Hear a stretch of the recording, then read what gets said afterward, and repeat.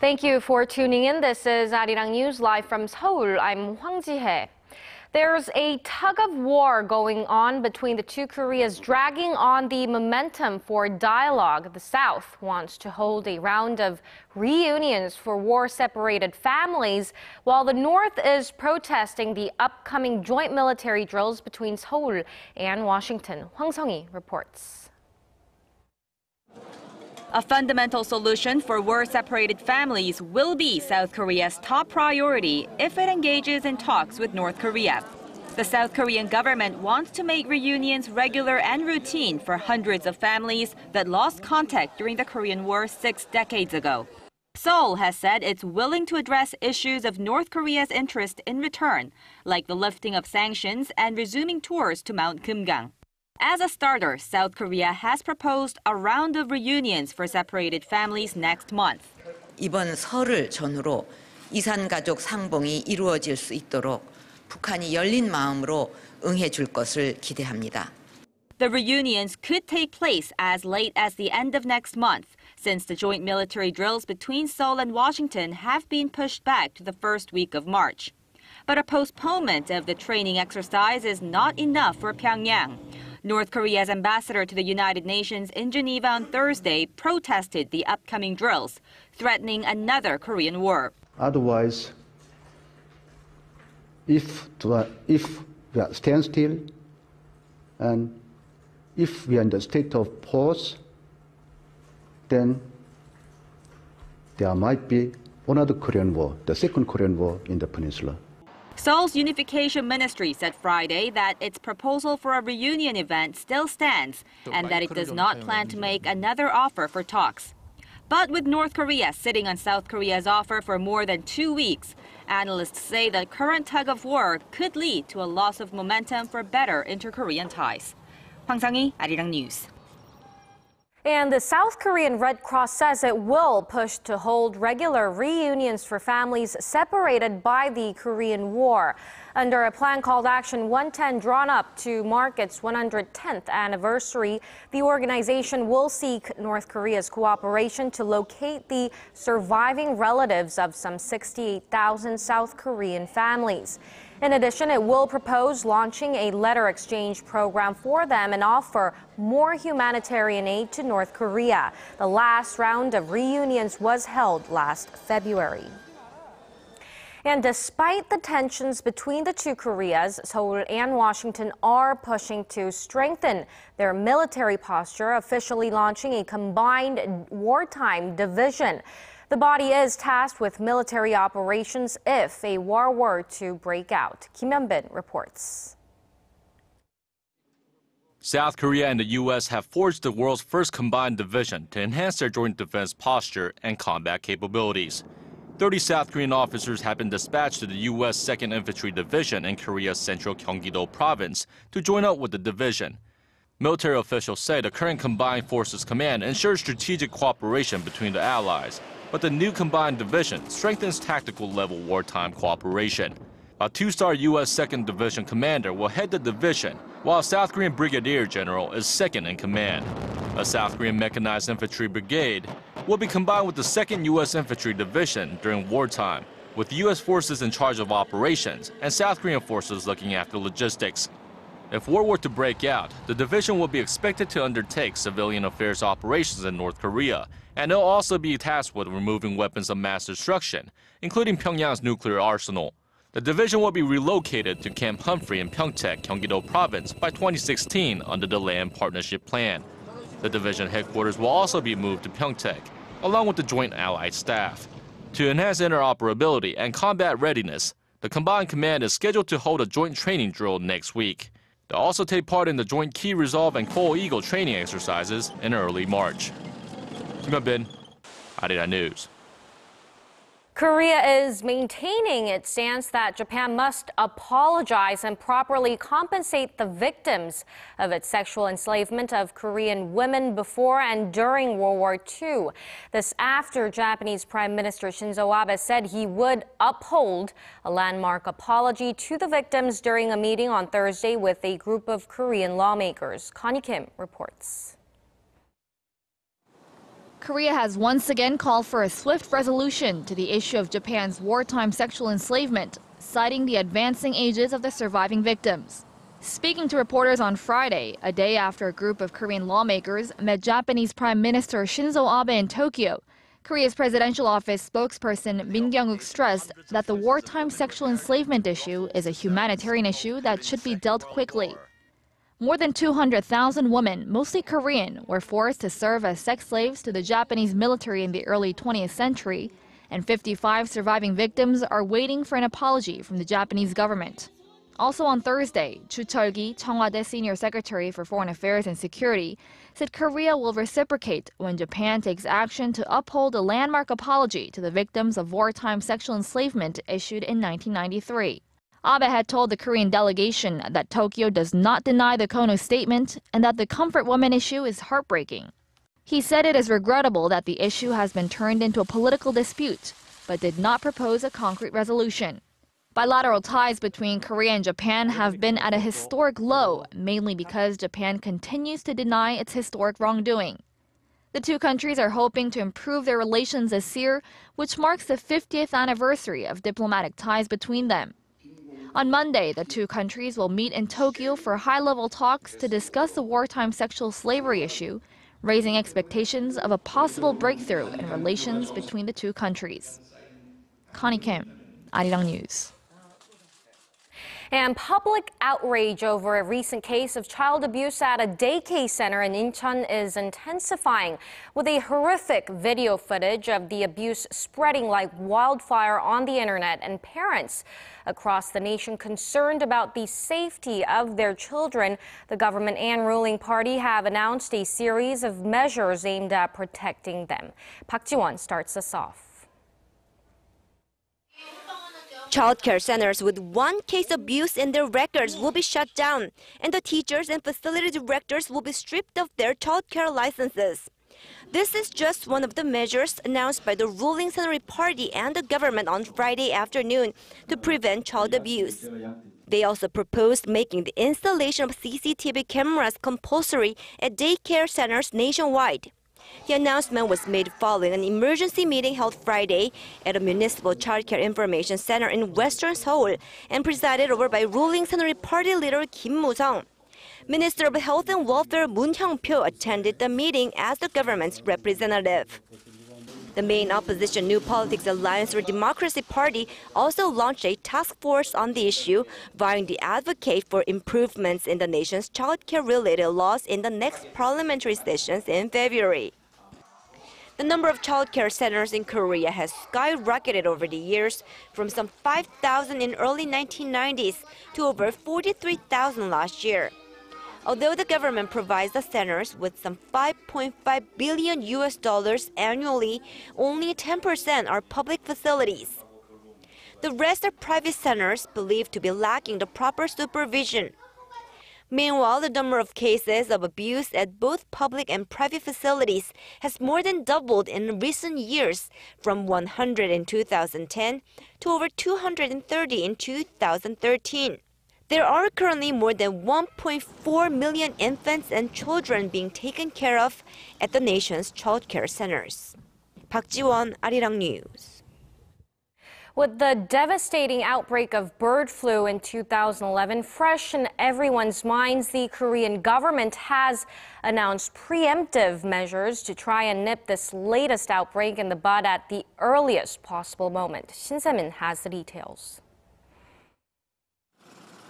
The movement of birds, farm workers, and vehicles at tens of thousands of farms across the entire nation will come to a complete standstill for 36 hours from the early hours of Saturday morning. This is the first ever nationwide lockdown on the transportation of poultry as the government tries to prevent the spread of bird flu. Korea's Agriculture Ministry says the movement ban will remain in effect from 6 a.m. on Saturday until 6 p.m. on Sunday. Some cattle farms are also on lockdown to prevent the spread of foot and mouth disease. That 36-hour window will be used to disinfect farms, buildings, and vehicles used to transport animals. These measures will hopefully suppress the spread of the bird flu, as cases have been popping up in different parts of the country. This marks Korea's third large-scale attempt to decontaminate poultry farms and facilities since the first case of bird flu in this outbreak was confirmed last July. Also, for the first time, the government will penalize farmers who don't abide by the measures. The maximum penalty has been set at more than $9,000 or possibly even a few months in prison. While there is understandable concern, the Agriculture Ministry notes that this is not considered a major bird flu outbreak yet, and the lockdown is just a precautionary measure. The bird flu is thought to come into Korea from migratory birds that come to the country during the winter months. There have been cases of bird flu dotted around the country, with confirmed cases found in Korea's southwestern Jeollanam-do province, the southern city of Busan, and the central Gyeonggi-do province. Shin Se-min, ARIRANG News.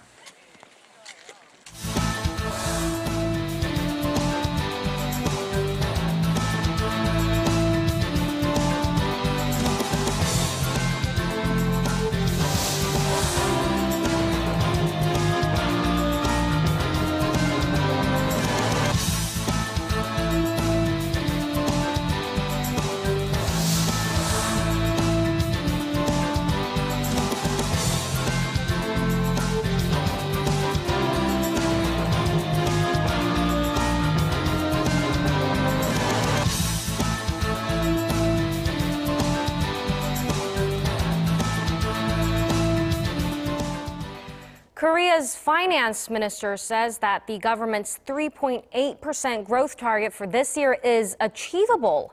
Speaking to businessmen in the country's southern port city of Busan on Thursday, Finance Minister Hwang said that falling oil prices, Korea's expansion of FTAs, and increased investment plans by conglomerates would help reach the growth target.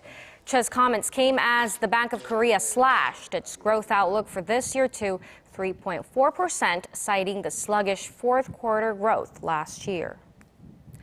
Samsung Electronics has launched a new smartphone in India that runs on its own operating system. The T-Zone is the company's first Tizen-powered handset, marking a symbolic departure from its reliance on Google's Android platform. The low-end model is equipped with a 4-inch screen and will cost just over $90. Meanwhile, local rival tech firm LG Electronics is set to release its latest flagship G Flex 2 smartphone in Korea at the end of this month. The device won high praise for its high-end specs and innovative flexible display at this year's Consumer Electronics Show in Las Vegas. Google says it expects people will be using its self-driving cars on public roads within 5 years. The company has already started talks with automakers, and Korea's LG Electronics is also going to play an important role. Kim Min-ji reports. Self-driving cars are not science fiction, they're real and coming soon. Google says that autonomous cars should be on public roads within the next 5 years, although they would still be test vehicles. Speaking at a conference in Detroit, Chris Urmson, the director of Google's self-driving car project, underscored safety and said the cars would be monitored to see how they interact with other vehicles and pedestrians. He wants to reach the stage where his test team no longer pilots the cars. In a recent interview with Reuters, Urmson said Google is teaming up with auto suppliers to speed up the process. So yeah, we've been talking with the automotive community for the last few years. We are really excited about the technology. We are excited to push it forward for all the benefits and safety and convenience and just kind of making the world a better place. Korea's LG Electronics, for one, will supply battery packs for the high-tech vehicles. Urmson says that autonomous cars will bring a breakthrough to transportation, not only a game changer for regular drivers, but also for the disabled or elderly. Kim Min-ji, ARIRANG News.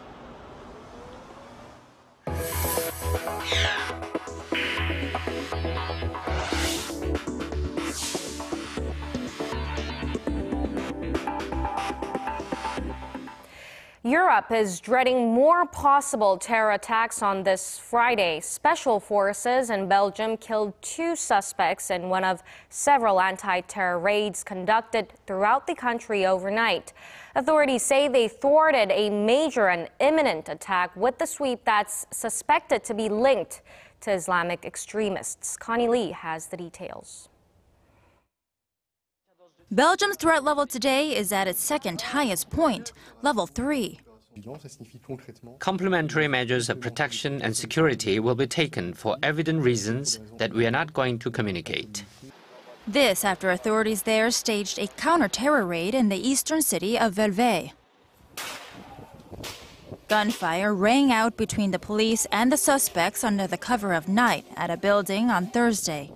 2 suspects died in the shootout and 1 was injured and arrested, according to Belgian authorities. The investigation was able to establish that this group was about to commit terrorist attacks. The suspects immediately and for several minutes opened fire with military weaponry and handguns on special forces of the federal police before being neutralized. Officials say the group of suspected terrorists, who are believed to have recently returned to Belgium from fighting in Syria, was planning to launch attacks on a grand scale imminently. Belgium is known to have a large Muslim population, and according to security officials, more than 350 Belgians have gone to Syria to join militants there. Thursday's massive counter-terrorism raid comes just a week after the terrorist attacks in Paris at the office of satirical magazine Charlie Hebdo, which left 12 people dead, and at a kosher supermarket where 4 hostages were killed. Authorities say, however, that for now they do not see a direct link between the Paris attacks and the events that unfolded in Belgium. Connie Lee, ARIRANG News. And France is being pummeled again, this time in cyberspace. The French military's head of cyber defense said 19,000 websites in the country have come under cyber attacks since last week. He said most were minor denial of service attacks that targeted government and military sites as well as private businesses. Some were carried out by well-known Islamic hacker groups such as the Middle East Cyber Army and Cyber Caliphate, but no major damage has been reported.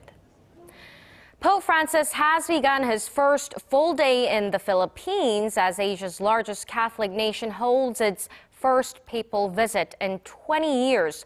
The pontiff started his day with a visit to the presidential palace in Manila, where he met and spoke with several members of the country's leadership. He said his 5-day trip would center on the poor. On Saturday, he will head to the area devastated by Typhoon Haiyan to console the survivors of the powerful typhoon that left more than 7,000 dead. A public mass on Sunday is expected to draw a record crowd. More than 80% of the country identify as being Catholic.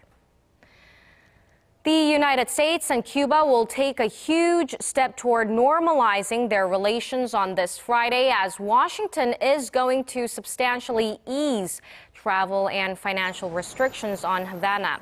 This means many more Americans will be able to travel to Cuba without a license, and Americans, mostly Cubans living in the States, will no longer be restricted in the amount of money they wire to or spend on the island. Americans will also be able to use their credit and debit cards while they're in Cuba. The changes, however, do not lift the U.S. embargo on Cuba, which will remain in full effect. 2 U.S. climbers made history this week by reaching the summit of what is widely considered the world's toughest rock climb without professional gear. Their near 3-week journey is becoming an inspiration for people worldwide. Kim Ji-hye reports. It's one of the toughest rock to climb, a feat no one has ever accomplished before. Kevin Jorgensen and Tommy Caldwell did it just by using their hands and feet with no professional gear. Ropes were used merely for backup to prevent deadly falls. The climbers reached the summit of Donwell on Yosemite National Park's El Capitan on Wednesday. After 7 years of preparation, the pair started their 19-day ascent, resting precariously on the face of some 900-meter wall. It's getting pretty rowdy. And then there were the dangers. At one point, Jorgensen was forced to rest for 2 days just so his fingers could heal. They were torn up from razor-sharp ledges while climbing the wall's difficult pitch 15, his fourth attempt. On Facebook, he wrote that he's learning new levels of patience and will not give up, try again, and will succeed. And he certainly did. The two climbers emerged as rock stars on January 14th with some 2,000 people cheering them on site. They received hugs from family and friends and gained worldwide attention on their incredible journey. Even U.S. President Barack Obama congratulated them through Twitter. So I'd love to turn all that attention right back around to everyone that's inspired by this project and encourage them to find their own Dawn Wall, because I think what's interesting about this project is that it has elements that everyone can relate to. It's a big dream. It takes a lot of hard work to make it happen. Their experience is certainly an inspiration to us all. Incheon, ARIRANG News. And Psy's Hangover was the most viewed K-pop video in the United States last year. According to Billboard magazine, the single grabbed the #1 spot with more than 170 million views on YouTube. It marks the third straight year that Psy has topped the list, following Gangnam Style and Gentleman. Hangover, released in June, features American hip-hop legend Snoop Dogg and pokes fun at Korea's drinking culture.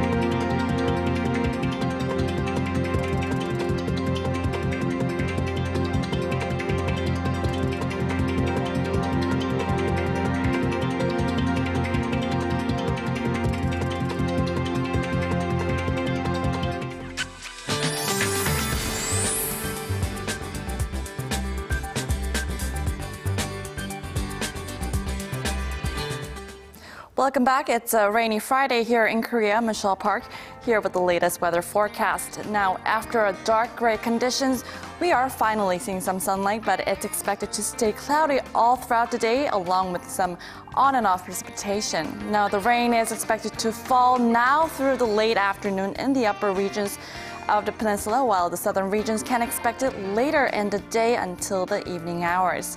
Currently, we still have high levels of fine dust. In fact, it's gotten worse than yesterday, so be sure to bring a mask along with your umbrella when you're heading outside.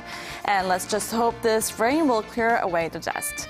Taking a look at the readings for today, Seoul has dropped down about 3 degrees from yesterday, reaching to 4 degrees in the afternoon, while Gwangju and Busan will top out to 6 and 11 degrees respectively. Moving over to other regions, Jeju gets up to 10, Dokdo hits to 6, while Nangkeugang is snowing and reaches down to -4 degrees. Well, that's all for Korea, and here's a look at the weather conditions around the world.